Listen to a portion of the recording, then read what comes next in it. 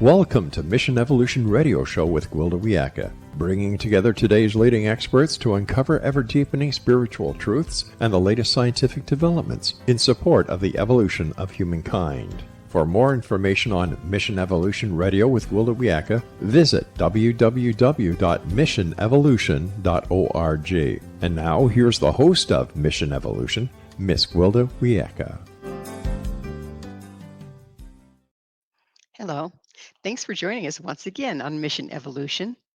We're coming to you on the X-Zone TV and Simul TV from our broadcast studios in St. Catharines, Ontario, Canada.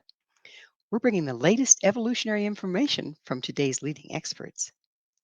This hour will address whether one must forgive to heal or heal to forgive. We've all heard of the power of forgiveness, but what do we really know about what it is? How does one forgive? How can you tell yourself or tell if you have successfully forgiven and are not secretly holding a grudge? What is the price of non-forgiveness? Coming to us from France to discuss this forgiveness and the healing of the heart is Olivier Clerc. Olivier is the author of Gift of Forgiveness, a writer, a translator, editorial consultant, and workshop leader. He's the author of 25 books with translations in 17 languages. Olivier is the founder of the international program Circles of Forgiveness. With his wife, he created a yearly conference on forgiveness and founded the International Forgiveness Association. His website, giftofforgiveness.olivierclerc.com. Olivier, thanks for joining us on Mission Evolution. Here with you today. This is really a wonderful topic. I'm really excited to get into it with you.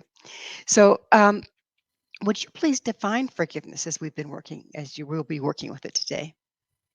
Well, that's a very good question because I realize that most people have there's a lot of misunderstanding about what a forgiveness truly is. So my first and simplest definition is that forgiveness is the healing of the wounds of the heart.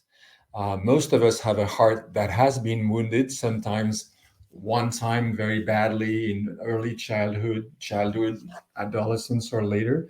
Sometimes two people keep having small hurts, but that keep happening day after weeks after month, and that end up having a devastating impact on our heart. So how do we heal from those hurts?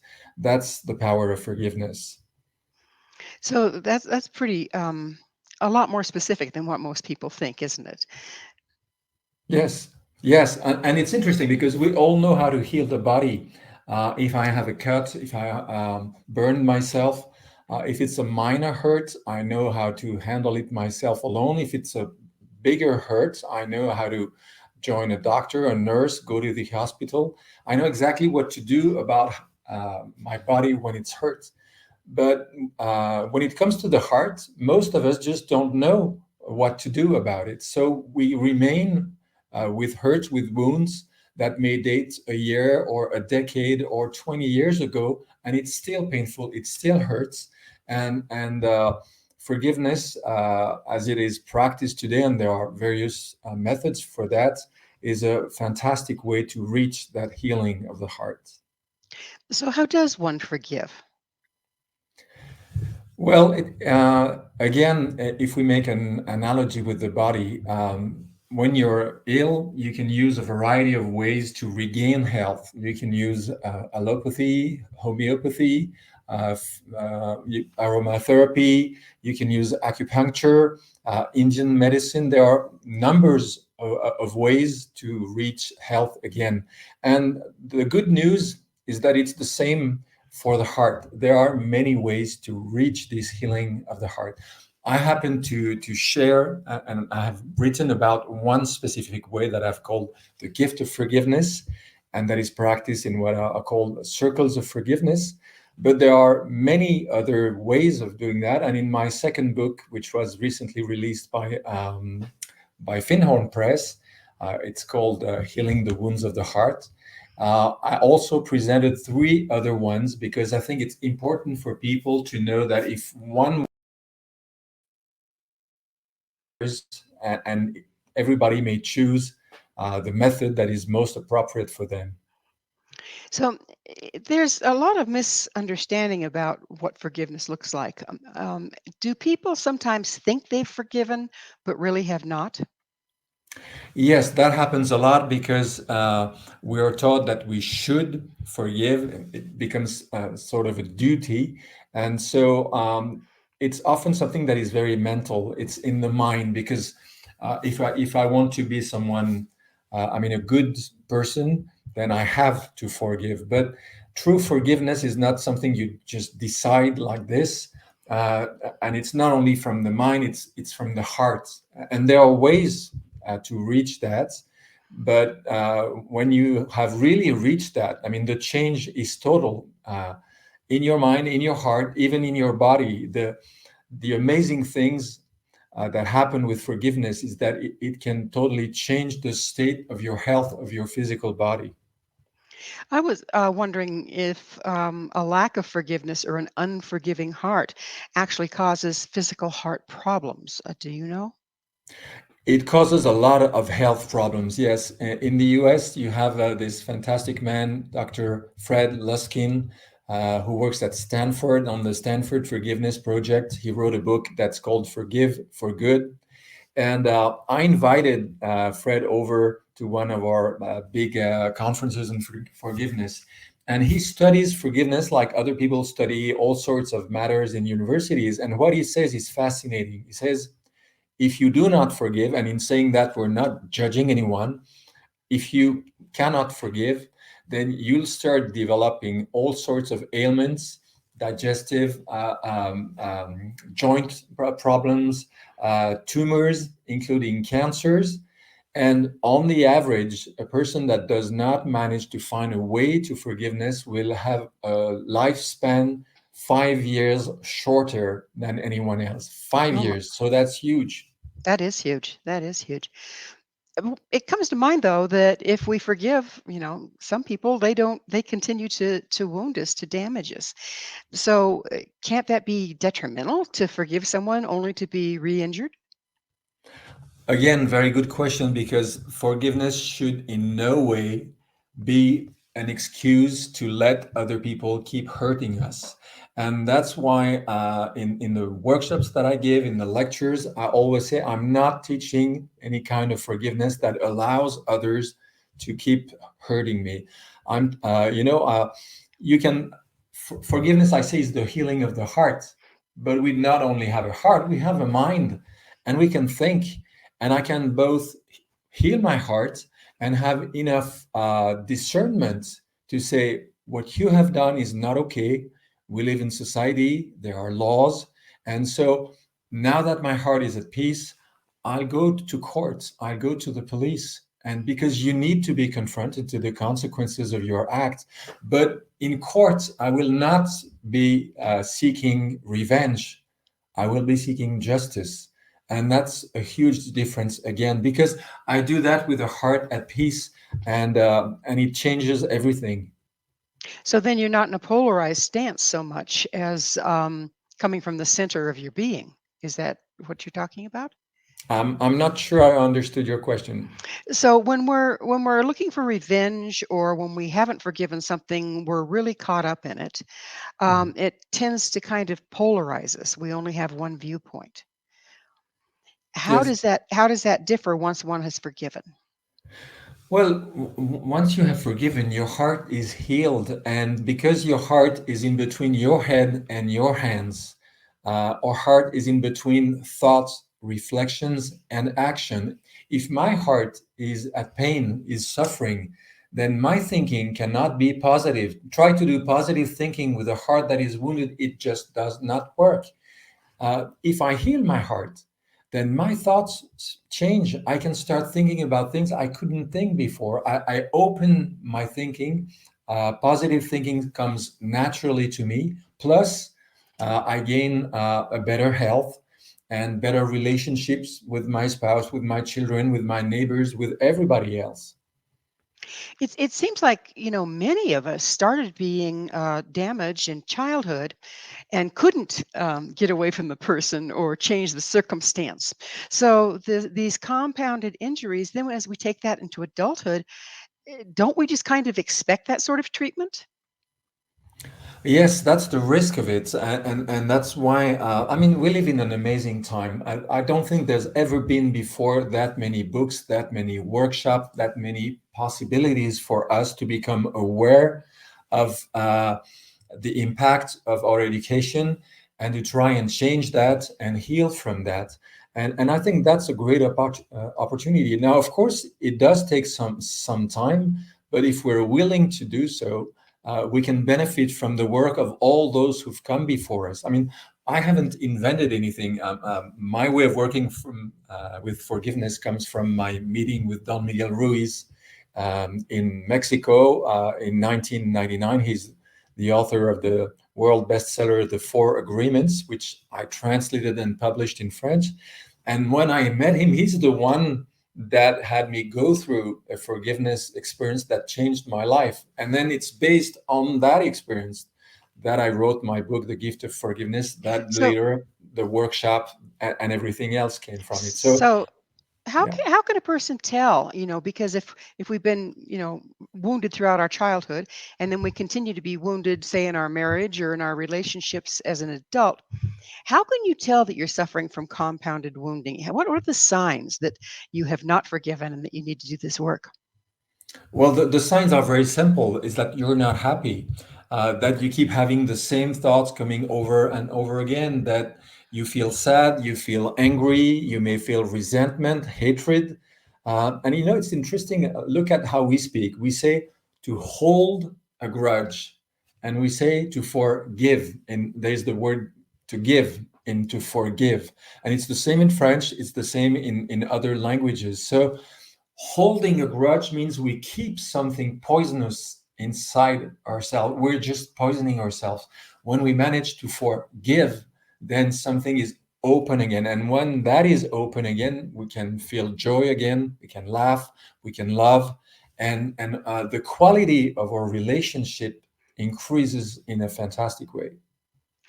Sometimes do we have to discern proximity to people if they keep wounding us? I'm not sure I got that. Okay.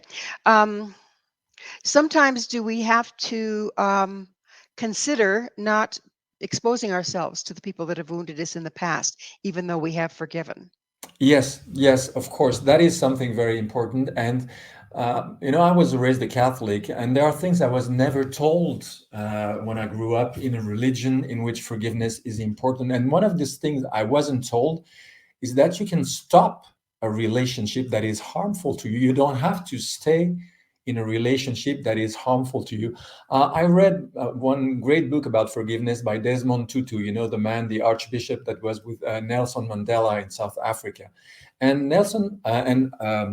Desmond Tutu says this. He says, once you've forgiven, you have a decision to take. Will you renew the relationship, or will you put an end to it? And that's something people need to hear. You can put an end to a relationship. You can do that with love, with your heart at peace. But you can say to someone, hey, I wish you the best on your path, but your path is not mine, and I won't be walking with you on that path. So be well, but we shall not keep a relationship. That is self respect, that is self love. It seems like, though, that the first step before even taking that step is that one of forgiveness.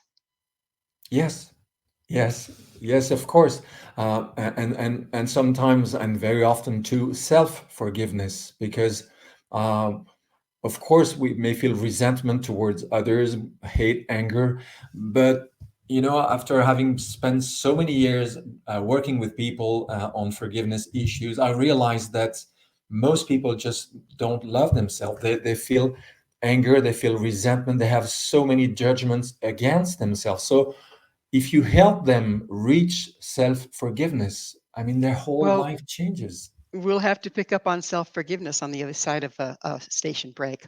Olivia and I will return very shortly, so don't go away.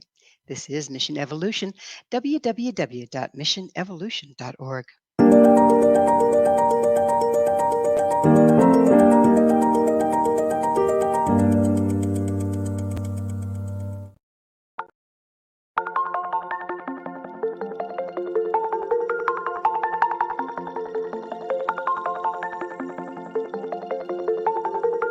Question: what is the name of the unique blend of coffee you get that has been formulated by a neurologist, a neurobiologist, and a pharmaceutical chemist?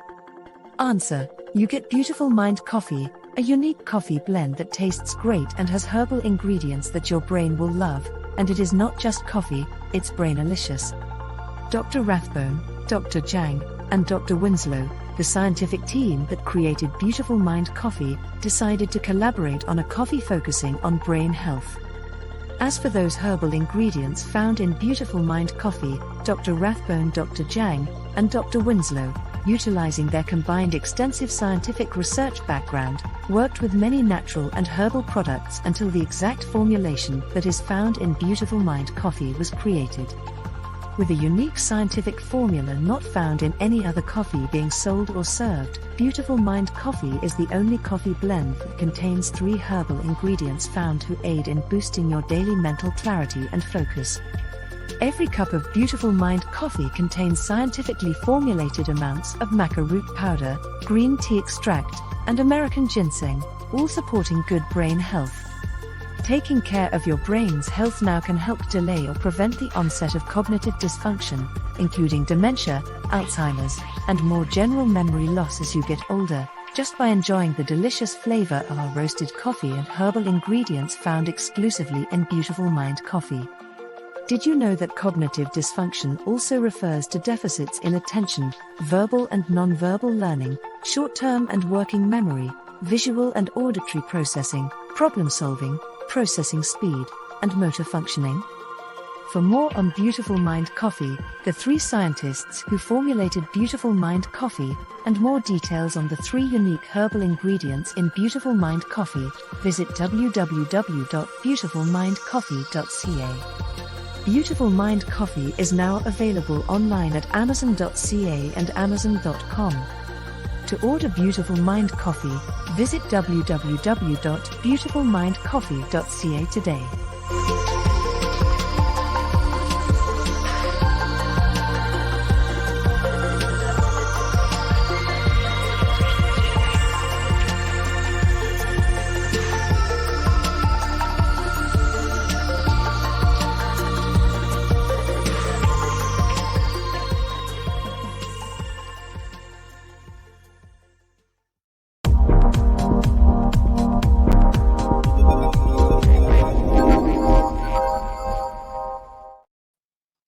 Hello again. This is Mission Evolution, missionevolution.org.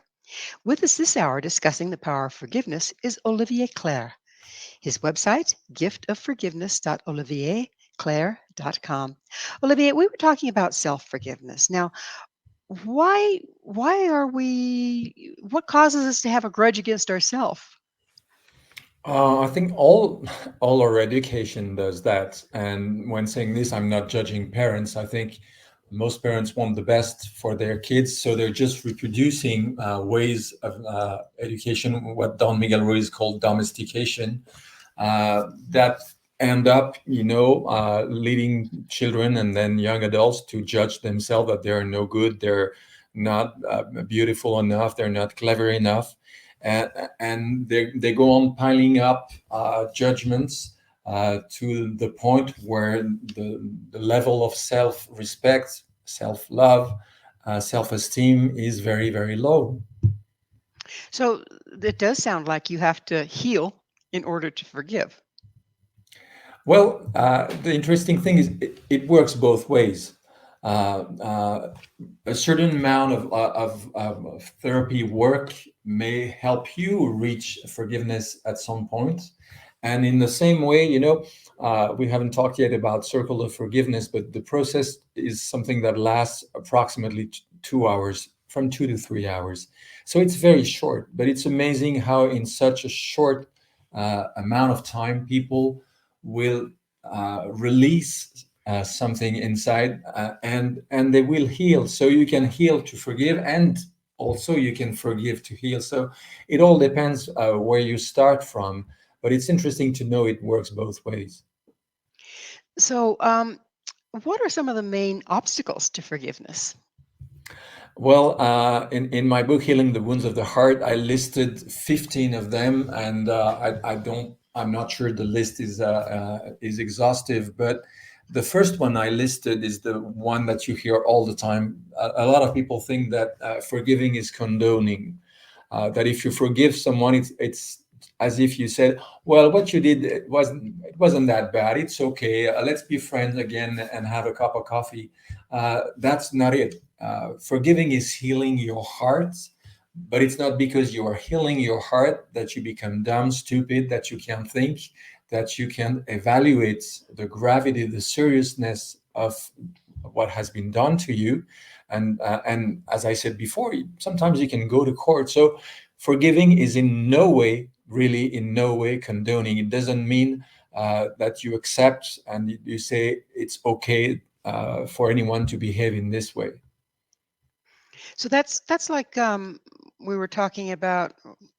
That's not true forgiveness. It's like you're putting it into denial rather than forgiving, and then just going on with the same kind of behavior. Yes, that's the risk. When terrible things happen, like the terrorist things in Paris a couple of years ago, some people with very good intention talk about forgiveness immediately, but they don't realize it's something that cannot be heard with the understanding of forgiveness that we have for the moment. People, they always come back to the Gospels and think, I'll just turn the other cheek, and that's not acceptable. Uh, it is important for people to know there can be both forgiveness and justice. You can have a heart at peace for yourself, and you can do what is right, what is fair, what is just as regards what other people have done to you or to your close ones. So again, that would involve loving yourself enough to feel you deserve that. Yes, yeah, of course. I think anyone that starts walking on a path of forgiveness has come to a point in their life where they decide, I'm not going to keep living that way. I want something better for me. I don't know exactly what it is, but they may hear, about a Ho'oponopono evening or a radical forgiveness ceremony, or why not a circle of forgiveness, and decide maybe I should try that. Maybe it's going to help me. And when they start walking that path, then one experience leading to another, they realize that they're feeling better, and it's amazing to see how people can change in a pretty short amount of time. And that's something I want to stress. People think that forgiveness is something very hard, very difficult, that will take a very long time. And I don't think so. I think if it does take so long, is that most people try to reinvent by themselves the methods that already exist. It's like if you fall ill and you decide to reinvent medicine by yourself, you're going to lose the years, the decade, the centuries of knowledge of medicine that exists today. So when a person has lived most of their life by holding a grudge, by blaming others for their circumstance without doing the work, doesn't it set up a particular way of thinking and neurological ruts in your brain? What do you do about that? Well, yes, it does, and that can be a problem for people to start on this path. But you never know. Sometimes you talk with someone else, and that person you see has changed. They used to hold grudges. They used to have resentment. They used to be unhappy, and suddenly you meet them, and you realize that that person has changed. So you may ask, "What have you done?" "Oh, I've done this. I've read that book. I followed that workshop, and it did me a great amount of good." And so this other person might think, well, I might try that. And I think that's how the word is spreading, is that we are meeting people who are changing for the better. And if we're just a little bit curious, we may ask, what have you done to improve your life? So if We have two things going on here. We have neurological ruts that can throw us right back into the old way of behaving, holding a grudge, etc. Or we have simply not having forgiven in the first place, but thinking we did. How can you tell the difference? Well, there's a simple way to know if you have truly forgiven or not is when you find yourself confronted with the person you were holding a grudge towards. If you have forgiven, you can talk to that person and you're not feeling the pain. The wound is really healed. If you haven't forgiven, the wound will reopen immediately and it will be painful again. And the resentment, the anger, the hatred, everything will come back. So, well, sometimes you'll tell me people are dead and you have no way to meet them again. You had grudges against the father or mother that are long deceased. But that's one of the magic, I would say, of circles of forgiveness as I've created them, is that within a group with other people that you are sharing the experience with, you may, in the eyes of that woman or that man, suddenly feel that you are in the presence of someone that is not there, that may be dead, that may be living 100 miles away from it, and you may get a chance to give and receive the forgiveness that you're looking for. Does this sometimes happen in dreams when you're in the process? I don't know if forgiveness happens in dreams. What I do know is that when forgiveness has truly happened, then you may find yourself with very different kind of dreams. You may see again people that you had a very difficult relationship with before, and in the dream, the encounter is beautiful, and there can be something truly magical. So dreams for me can be a proof, can be a validation that a true healing has occurred. If you think, I have forgiven that person, and you keep having very bad dreams about him or her, then probably the work isn't finished yet. So we've all heard about forgive and forget. What's your thoughts on that? Well, I think it's terrible. In French, we don't have those two words that close. Forgive and forget are two totally different words, and I think it's misleading in English because you don't want to forget the lessons that you've learned from something painful. It's a treasure. It's something you need to remember in your mind. If you forget what you've learned, then the possibility of going through the same experience again is very high. So you can both forgive, have a heart at peace, but remember. But the main difference is that your souvenir, your memoir, will have no emotional charge. I know some people who've gone through some of the worst thing that you can experience in life, like losing two children of 4 and 6. And that woman, that mother, can talk today about what she experienced, and she's at peace because the level of forgiveness that she has reached allows her to talk about this experience without reopening a wound, and you can imagine the size of the wound when that happened. Yeah, I can imagine. So, is gratitude a part of forgiveness? Oh, interesting question. In my workshop, I must have said 100 times that if forgiveness is the healing of the heart, then gratitude is the singing of the heart. Because once your heart has healed, all it wants to do is just grow, is share love, is to sing and to express songs of thankfulness, of gratitude for life, for everything. So for me, yes, there is a deep, strong connection between gratitude and forgiveness. Once the heart is healed, gratitude seems such like a normal, obvious things to do from the morning when you wake up to the time you go to sleep. Does it also involve being grateful for the experience to start out with and the lessons learned? Um, Again, when you talk about that, I'm thinking about Colin Tipping and radical forgiveness, because Colin Tipping goes so far as to say nothing unfair, nothing bad ever truly happen, which, of course, if you read this, may seem very hard to understand at first. Once you have truly forgiven, yes, you may have the feeling that everything was beautiful, everything was a lesson, because like an alchemist who has changed lead into gold, you have changed your worst sufferings in something that is so beautiful that retrospectively you may say everything was okay, but only retrospectively, not when it happens. So that's why I say don't start with the end.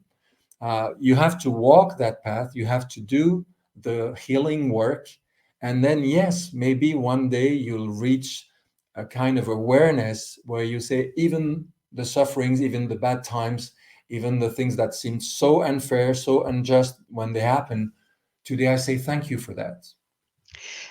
When you're talking about walk the path into forgiveness, does that involve going ahead and going into acknowledging how rotten it was and how angry you are and how hurt you are and all those negative feelings? It may. Again, there are many different methods of forgiveness.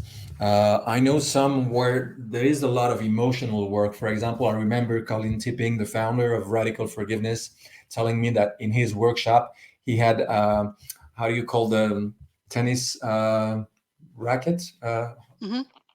And he would have people, hit pillows and to be able to let their anger out. So that was his way of working, and acknowledging the anger, if it was there, or acknowledging the sadness and other things. In my particular approach to forgiveness, we're not going through that. It's different. People don't even have to talk about what they have experienced, which is nice, because some people don't want to say one more time the painful things that they went through. So yeah, there are a variety of approaches. Some of them imply talking about what was painful, and releasing emotions, and some work in a totally different way. Well, we're about out of time in this segment, but the next question I have, and we might pick up on the other side, is if we have a whole history of wounding in a particular area, and then yet another person wounds us in that way, can it create an opening to heal the ones in the past as well? You want me to answer that now, or right back afterwards? Well, actually, I think we probably better wait until the other side of a break so that you can do it all Okay. nice and smooth rather than being interrupted. So we Okay. will take that break. Olivia and I will be right back to continue this discussion. So you stay right there. This is Mission Evolution, www.missionevolution.org.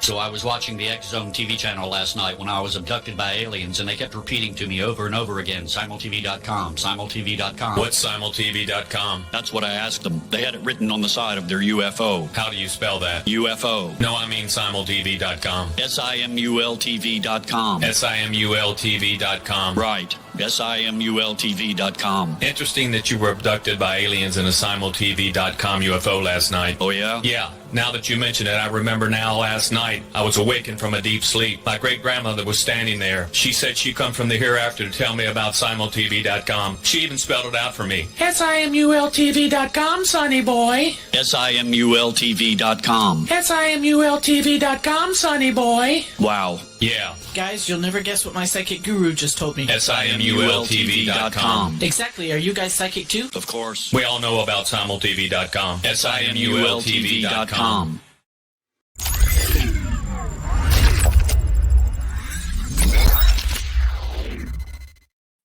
Hi there. This is Mission Evolution, missionevolution.org. Our guest this hour is Olivier Clerc. His website, giftsofforgiveness.olivierclerc.com. Olivier, as we started just before the break, the question was, if you've had wounding, in a certain area your whole life, and then as an adult, yet another person wounds you in the same way, can that open up a pathway to heal all the prior woundings and forgive? Well, it can certainly trigger a reaction where you say, enough. I've had enough. I mean, that happened once, twice, three times. Now I've got to do something about it, because there's no way that it's going to happen a fourth time. So yes, the accumulation of the same type of wound may lead someone at some point to say, I have to change. I have to learn. I have to find a way, so this does not happen anymore in my life today. And that would be quite a catalyst, wouldn't it? Yes, and hopefully there are other catalysts as well. As I said before, you can meet someone, you can read a book, you can hear a show like the one we're doing now. You can get an information that will plant a seed in your heart, and you'll decide, now I want to do something different with my life. And I hope this kind of catalysts happen more often than having our heart wounded one more time. Yeah, that's so hard. So, what part does personal feelings of guilt have to do with being unforgiving? Do we sometimes use holding a grudge and non forgiveness to cover up our perceived guilt? Um, I I don't know. Well, guilt, of course, plays a huge role in the West. We have two big religions in which guilt is strongly present, be it Christianity or Judaism. There are a lot of jokes about it.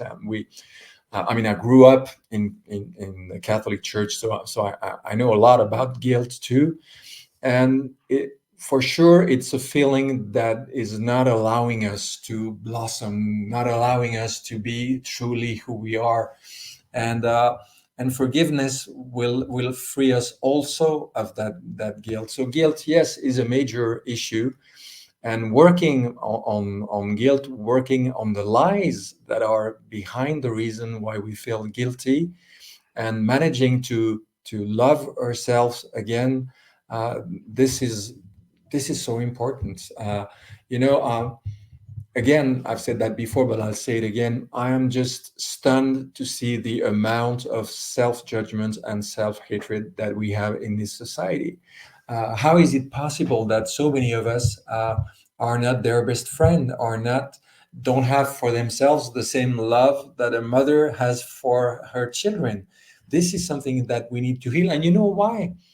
Because if you open a newspaper in the morning and you read the news, what you are reading from the first to the last page is problems between humans that are unable to love themselves and love others.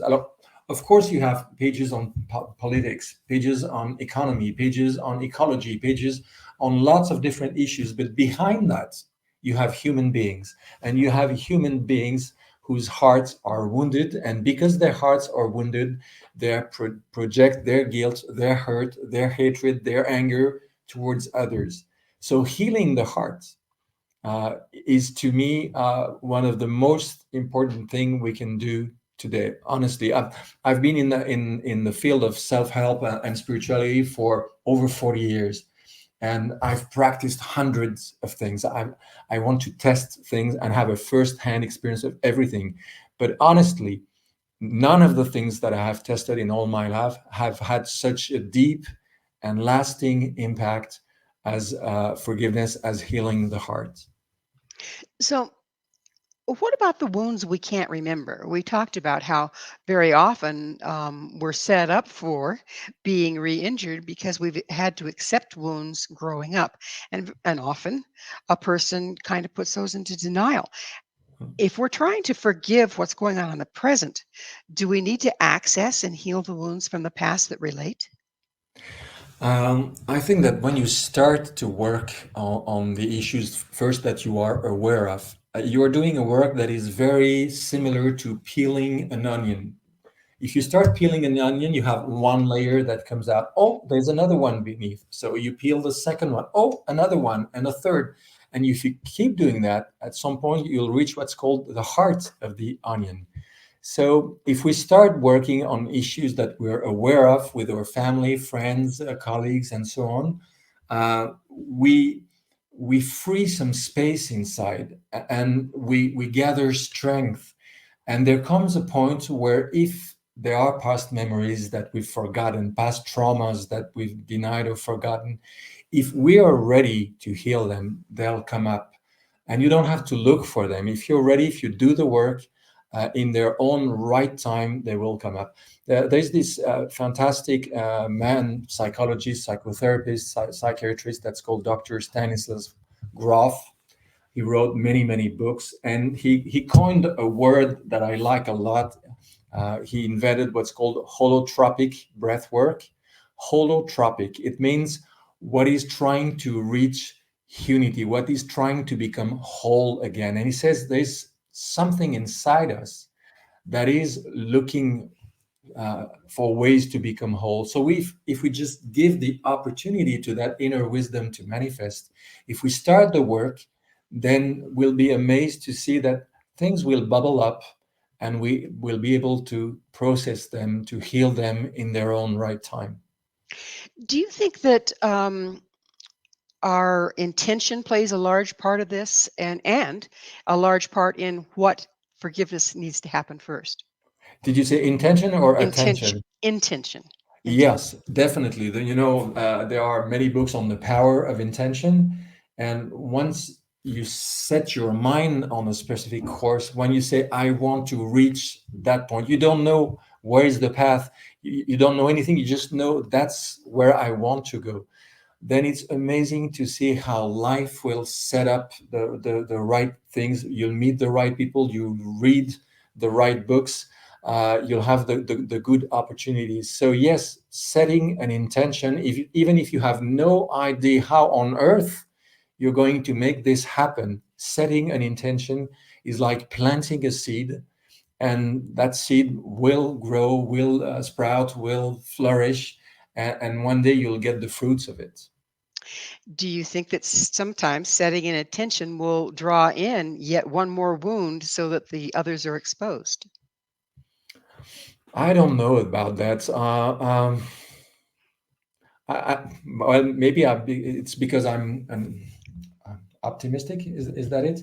I, I tend to see I don't deny the bad things that can happen, but I have so much faith in the good things that can start happening once you set the intention.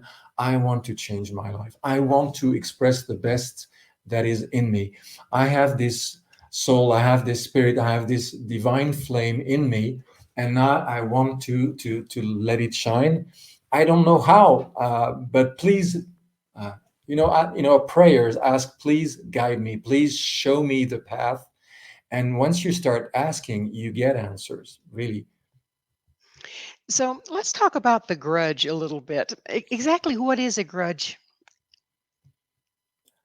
That's interesting. I know the French word, of course. In French, the word grudge means I feel resentment towards someone. I don't love them. I may feel hatred for them, and I hold that because I'm not ready to release it, and because I hold it, well, it's me that is suffering first from it. So it's interesting to become aware of the grudges that we're holding, and to ask ourselves, how long do I intend to keep holding that grudge, and what does it do to me? It's interesting, just saying aloud, I hold a grudge, we can feel something in our solar plexus or in our muscles getting tensed. I keep that, and something is blocked. The love life cannot flow freely in someone who is holding a grudge. And that's why we need to forgive. We need the flow of love, the flow of life to go unhindered through our heart again. So if would it be helpful to ask ourselves, how is this grudge serving me? Yes, and if we ask ourselves that question, we may realize that it's not serving us at all, or we may think it is serving us. Some people, for example, base a lot of their action and the thing they do on anger. But to me, it's a lack of awareness, it's a lack of knowledge on the damaging effects of anger on their own heart, on their own body, on their own mindset. So I don't think holding a grudge is serving us. We may think at some point that maybe it is protecting us. Uh, Yes, in the that's same an way mhm. as an armor is protecting us. But when you're wearing an armor, you're not only protecting yourself from somebody with a sword, is that it? You're also protecting yourself from anything tender, anything soft, from a kiss, from everything else. So of course there are times where we've experienced something that was so painful, so hard, that we decide to protect ourselves, to put a screen, a shield around us. But at some point, it's important to realize that this shouldn't last, because the shield is also cutting us from life, cutting us from love, cutting us from so many essential things. So you're saying that the shield is using a grudge as protection against being re-injured? Yeah, that happen. That can happen that way. Yes. Um, and again, it's a lack of education. I think if in school we were teaching everything that we know today about the heart, about emotions, about feelings, about forgiveness, then within one generation, probably the whole society would change. For the moment, we teach math, geography, history, the intellect, but what do we teach about the heart? What do we teach about relationships to others, to oneself? And these things can be taught exactly in the same way as you can teach math, geography, or history. And the results are amazing if kids are given the opportunity to learn these emotional, these heart abilities. Then they grow into totally different adults. I would love to see that personally. I think that everything would change if we could teach our children from the get-go this material, how to work with our heart. So where does trust play in here, Olivier? I beg your pardon? Where does trust play in here? Trust. Uh, Interesting.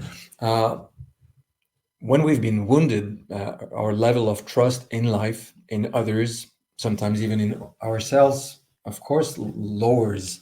And uh, we need to heal also for that. Because when there's no trust in life, when there's no trust in nothing, when you start to again, to protect yourself from everyone and everything, what kind of life do we have? For a lot of people, it's the only way of life. And that's why a show like this one, that's why books, that's why anything that can teach people that there are other ways of functioning than being prisoner of hatred and resentment, and having to barricade between shields and protections of all kinds. I think it's important. People need examples, they need role models, they need to see people who've done what they're trying to do. In these big conferences we used to hold in France around forgiveness, we had 20 international speakers each year. Well, Many of them had gone through. we're going to have to take another station break. Oh, okay. Okay. So you guys, please stay with us. Olivia and I will continue to explore how and why to forgive. This is Mission Evolution, www.missionevolution.org.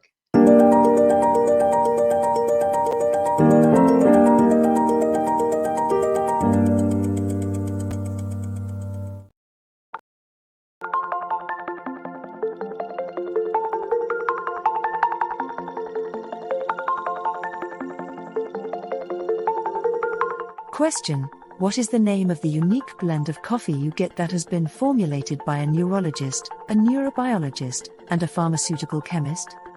Answer: you get Beautiful Mind Coffee, a unique coffee blend that tastes great and has herbal ingredients that your brain will love, and it is not just coffee, it's brainalicious. Dr. Rathbone, Dr. Jang, and Dr. Winslow, the scientific team that created Beautiful Mind Coffee, decided to collaborate on a coffee focusing on brain health. As for those herbal ingredients found in Beautiful Mind Coffee, Dr. Rathbone, Dr. Jang, and Dr. Winslow, utilizing their combined extensive scientific research background, worked with many natural and herbal products until the exact formulation that is found in Beautiful Mind Coffee was created. With a unique scientific formula not found in any other coffee being sold or served, Beautiful Mind Coffee is the only coffee blend that contains 3 herbal ingredients found to aid in boosting your daily mental clarity and focus. Every cup of Beautiful Mind Coffee contains scientifically formulated amounts of maca root powder, green tea extract, and American ginseng, all supporting good brain health. Taking care of your brain's health now can help delay or prevent the onset of cognitive dysfunction, including dementia, Alzheimer's, and more general memory loss as you get older, just by enjoying the delicious flavor of our roasted coffee and herbal ingredients found exclusively in Beautiful Mind Coffee. Did you know that cognitive dysfunction also refers to deficits in attention, verbal and non-verbal learning, short-term and working memory, visual and auditory processing, problem-solving, processing speed, and motor functioning? For more on Beautiful Mind Coffee, the 3 scientists who formulated Beautiful Mind Coffee, and more details on the 3 unique herbal ingredients in Beautiful Mind Coffee, visit www.beautifulmindcoffee.ca. Beautiful Mind Coffee is now available online at amazon.ca and amazon.com. To order Beautiful Mind Coffee, visit www.beautifulmindcoffee.ca today.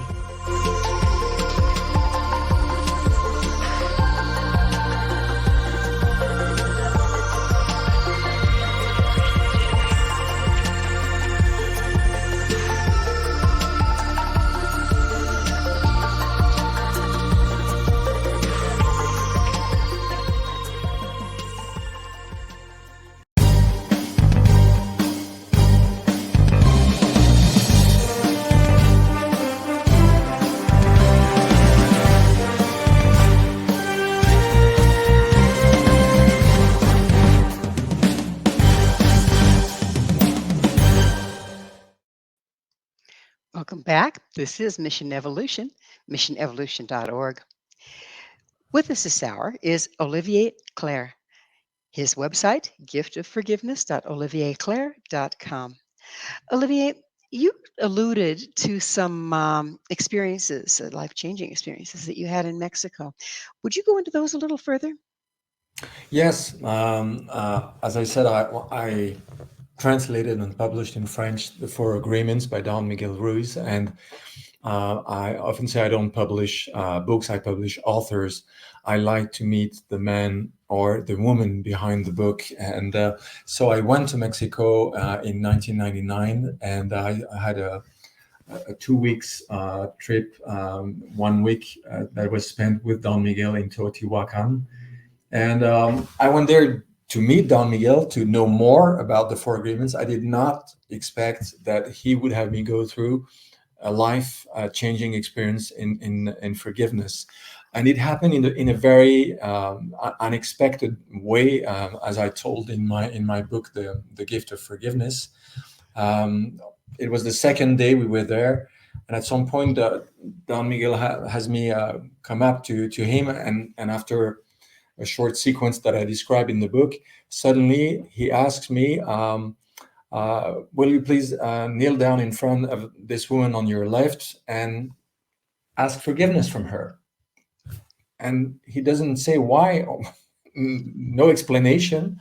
So, of course, I'm a bit puzzled. I wonder what's going on between this woman and me that I have to forgive, but I have enough spiritual background to know that sometimes you have to do things to understand them. So I say he must have his reason. So I kneel down in front of that participant. I look at her in the eyes and I say, please please forgive me because, and I try to find a reason.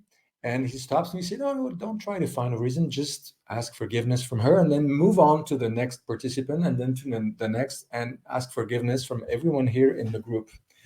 Of course, I'm very puzzled that I have to do this, but I decide, okay, let's do this, but let's do it with awareness. I'll take my time. So I move on to the next participant and I look at this man and I say, please forgive me. And then to the next, another woman, please forgive me. And suddenly I find myself in front of this woman in the group. We've known each other just for barely 2 days. And when I look at her, suddenly I don't see her. I see my own mother. I don't know why, maybe the eyes, the face. And I realize that when I say, please forgive me, I'm actually asking this from my mother back in Switzerland, thousands of miles away. So I'm very surprised. And then I move on, and at some point I'm facing a man, and when I look at him in the eyes, again, I'm not seeing him. I'm seeing a former colleague that I've worked with for 10 years, a lot of difficult relationship with him. And through that participant in the group in Mexico, I'm truly asking forgiveness from that colleague long time ago.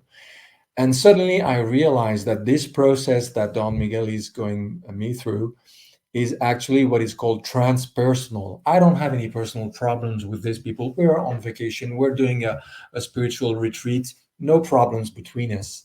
But through them, I have a chance to ask forgiveness from anyone on this planet that I hold grudges, that I have unfinished business with.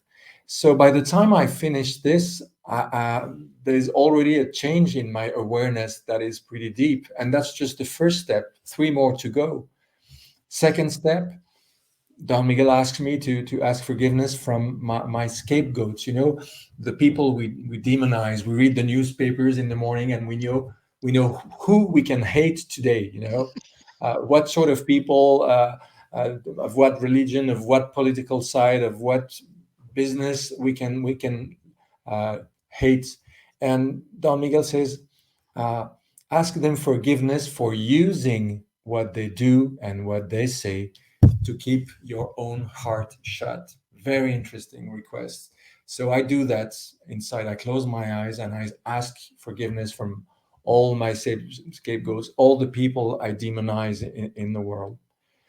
Third step, then he asked me to ask forgiveness from God. And he says, even God, we can use God to keep our hearts shut.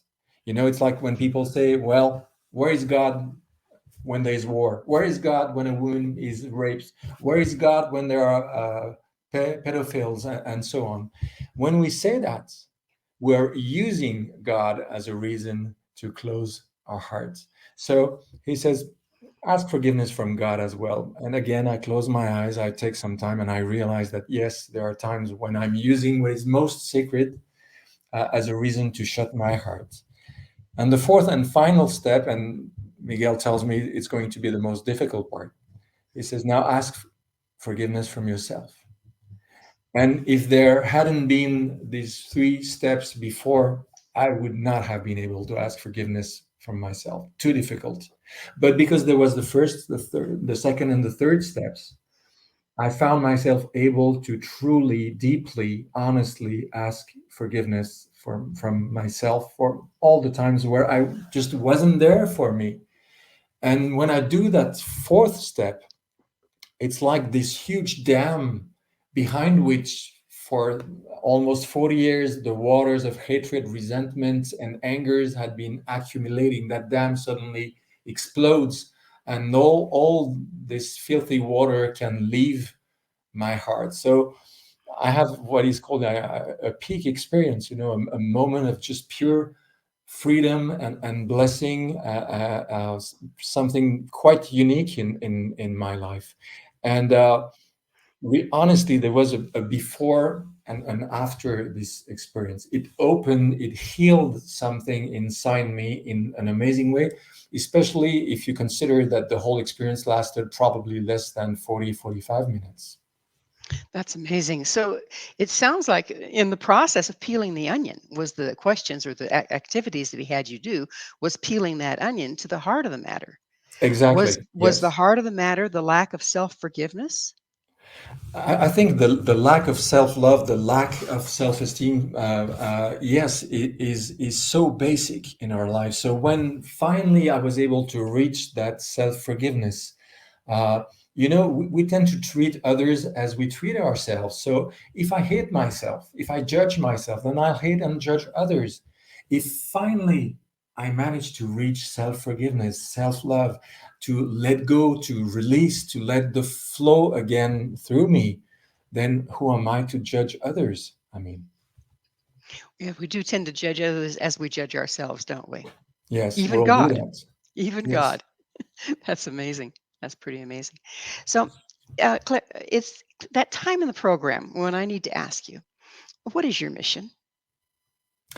Oh, I tend not to use the word mission. It's too big a word, having a task, having a job, yes, but when we start feeling like we have a mission, I'm a bit afraid of all the pride that can go behind that.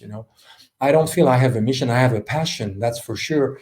Ever since I was 17, 18, I have a passion to share and teach anything that can contribute to our wellness, to our health, to the quality of our relationship, and to helping ourselves manifest the spirit, the soul, the Christ dimension, the Buddha dimension that we all have in ourselves. Because I think that's why we're here on earth.